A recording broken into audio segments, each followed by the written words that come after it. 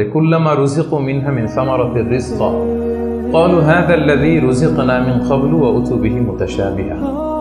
আমরা যখন জান্নাতে যাব, আমাদেরকে জান্নাতের যখন কোনো ফল দেয়া হবে, লেটস সে অ্যাপেল দেয়া হলো খাওয়ার জন্য, এই অ্যাপেল দেখেই মানুষ বলবে এই তো আপেল তো দুনিয়াতেও খাইছে। এটা তার মানে দুনিয়াতে যে খাইছে এই সেন্স কিন্তু আমরা ভুলে যাইনি।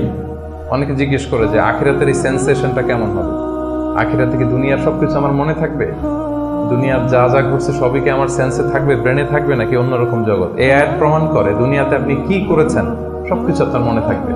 ফলে অ্যাপেল যখন দেয়া হবে দেখেই বলবে উতু বিহি মুতাশাবিহা, এরকম আপেল তো আমাকে দুনিয়াতে দেয়া হয়েছে, আর এটা তো আপেল, তো এখানে না কি ডিফারেন্ট কিছু দেয়া হবে, তো আপেল দিতেছে কেন এখানে?